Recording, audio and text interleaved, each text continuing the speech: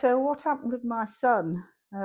It's a really sad story uh, because it ended with Ben taking his own life at 30 after a long, long struggle uh, to transition into adult life.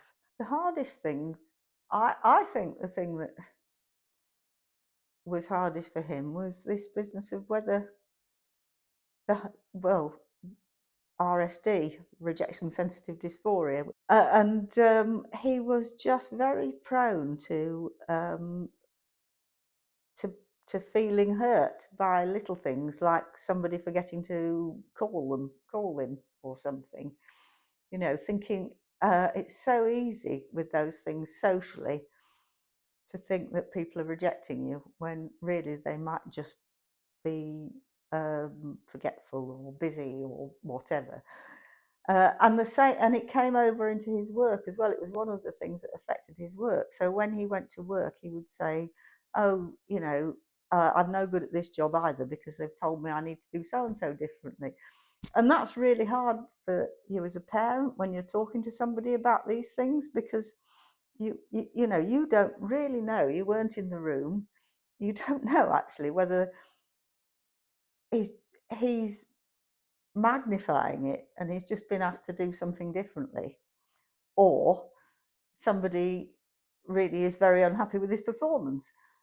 But he would read it as they were unhappy with his performance, and then that would affect his performance because it would make him too anxious to perform properly. So it was a huge snowball. I think that was the hardest thing, and because when we tried to talk about rejection sensitivity, um, and we did talk about it, but neither of us had heard of the fact that it's a feature of ADHD that people are very sensitive to rejection. So I'd say to Ben, I think um, maybe they didn't, maybe they just forgot to call or whatever, and you're being oversensitive. And then he'd get angry and say, "Well, you're calling me oversensitive now. You think there's something wrong with me as well, don't you? You think I'm oversensitive." And I'd have made it worse instead of helping by doing that, because I wasn't doing it right. And I think if he'd understood himself better, if he'd understood that that this is a big area that people with ADHD have a problem with, and been able to talk about it with other people, because there were no support groups or anything. And now there are support groups for people. It's much better. It's it's wonderful and sad because I often realise things that I see things and I think I wonder if that would have made a difference to Ben happening now. He was labelled as lazy and could try harder, and he actually absorbed that and said, "I am lazy. That's what I'm like. So get used to it," sort of thing. That was his way of dealing with that on the surface. And masking is such a huge thing.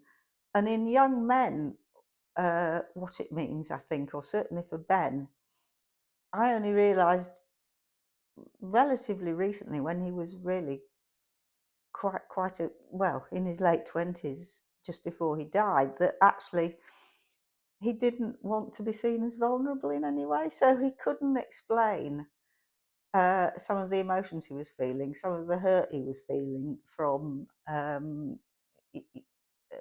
life, really, from the way that he got treated. He just felt he had to put a brave face on everything all the time. Um, and he said all his life, you don't understand me, Mum. And when I would say, "Well, explain it to me again. I don't know what I've missed," and he wouldn't. What I realise now, looking back, is that he wasn't actually explaining it to me because he was ashamed of it, and that's so sad, really. And I so wish I'd realised that whilst he was alive, because it might have made a difference. I think he didn't realise the extent to which the root cause of everything was his ADHD, because one of the things he'd done, and one of the things that still isn't explained to people properly when they get diagnoses, is that people with ADHD are very much at risk of addiction. There are some, but not only addiction to illicit drugs, which is what Ben's addictions were. But other types of addictions, like gambling and all of those addictions, but drugs particularly that sort of replace. And they know now that there are some biochemical differences in the brain and the nervous system of people with ADHD. And so drugs that help to kind of compensate for that. And they're sort of self-medicating with them. But he used a lot of recreational drugs.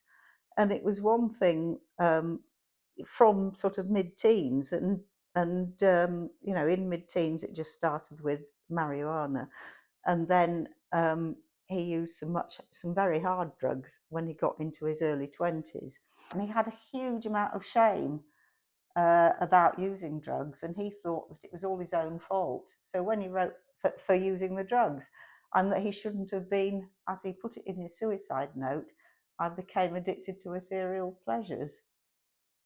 And that might have been what it seemed like when he first tried them at age 15, to when he first tried marijuana, an ethereal pleasure, because that's how it gets started. But it became a way of coping with life, and a way of medicating, and a way of hiding from reality. He was very outgoing and sociable, and a very kind person. That's another thing with a lot of ADHD people. And I think ADHD people are vulnerable to being taken advantage, having their kindness exploited, really, and being taken advantage of. But Ben was very kind to people. He was always giving people lifts, and giving them money if he had any, and that sort of thing. He wasn't very good at kind of lateral thinking about things. He was hugely determined. I mean, as a small child, he was much more determined than other children. If he wanted to go to the park today, or whatever it was, he would nag 100 times harder than the average child to go to the park if you said you were too busy to go today. Um, so he had a huge persistence and determination. He didn't like to see any unfairness. That was one thing. He was very keen on justice, and if things were unfair, not necessarily unfair on him, but unfair on somebody else, it made him very angry. Um, that was one of the things. He loved, for a long time, he was very interested in food, even as a 5-year-old. I mean, this is why he tried chefing as a career. Even as a 5-year-old, he used to drag us when we were on holiday into these posh restaurants, and say, "Let's try this one, mummy." It's ridiculous. And he'd be eating all this stuff that a lot of people won't eat when they're 25 or ever. All this really fancy sort of food. He was very, very interested in food. And that's why he did go into chefing and did enjoy that as a career for a long time. Yeah, he loved music, and he loved electronic music in particular, but he also did learn the trumpet and then the saxophone, um, as musical instruments. And very late in life, he tried to learn the guitar. Not the guitar. Oh, he did learn the guitar early on a bit. That was more because he thought the guitar was cool, actually. I mean, the trumpet and the saxophone were really his instruments. And he tried the violin as well late in life. So he was very fond of music. I just hope that everybody will have a support group available to them soon, and we will get to the point where, we've still got, I think, less than 1% of people in this country have got a diagnosis. Yet we know that there's about 5% of the population have actually got ADHD, because the community prevalence surveys tell us that.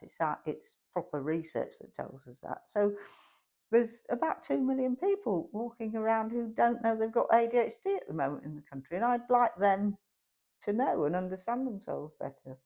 The Gloucestershire Youth ND project, and basically our aim with that project is to make Gloucestershire the best place in the country to grow up neurodivergent. And it certainly isn't at the moment. So what we need is, lots more support for people and recognition of neurodivergence as well.